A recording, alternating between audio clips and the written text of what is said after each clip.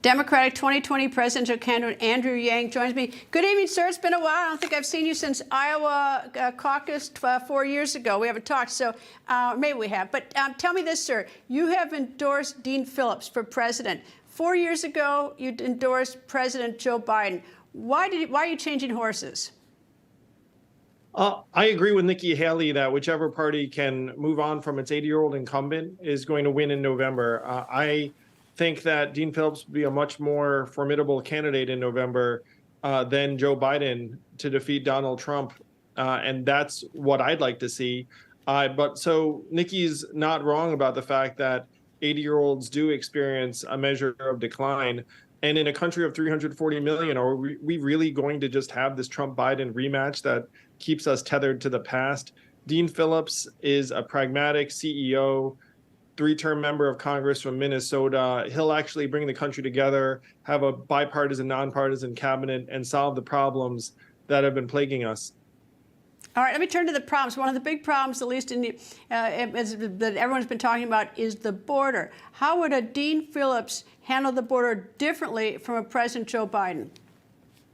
Dean wants to have buffer zones on both sides of the border, erect barriers, enforce it much more actively, but he also wants to make an enormous change of having people apply for asylum in their country of origin instead of paying a cartel $10,000 to ferry them to or across the border and then applying for asylum once they're in the U.S. only to get lost in our dysfunctional system.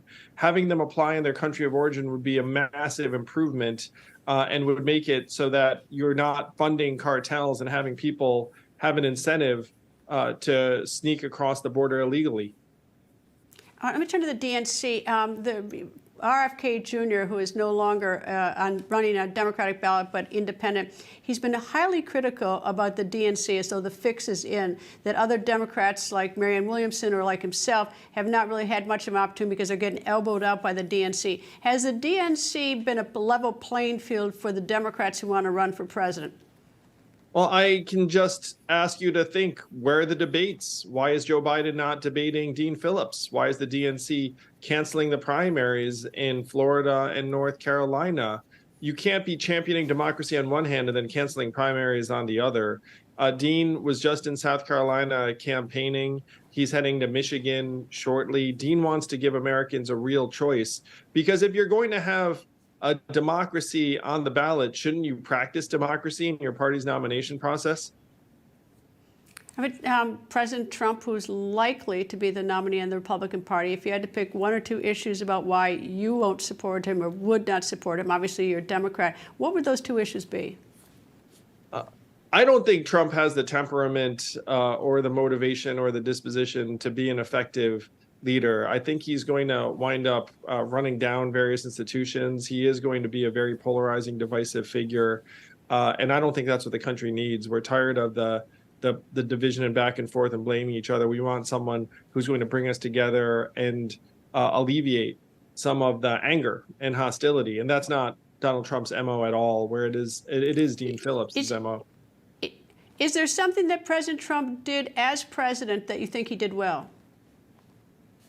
I think you articulated the pain and suffering of a lot of Americans who have been displaced by, for example, automation of manufacturing jobs. I ran for president saying that technologies are going to accelerate and that we need to be thinking bigger about how to ease a transition that's going to be extraordinarily painful for a lot of Americans.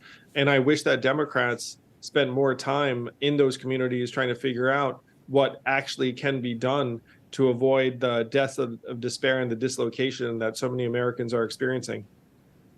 Are we going to see an Andrew Yang run for president again? Well, my joke on that, Greta, is apparently I've got another 40 years. But the truth is that Americans would like to see more non-octogenarians running for office. I'm backing Dean Phillips. I think he's the man for this moment. And if you're in South Carolina and Michigan, please do check out dean24.com. I'd be so excited to have Dean as our commander-in-chief, bringing people together. I'd be thrilled to serve in his administration.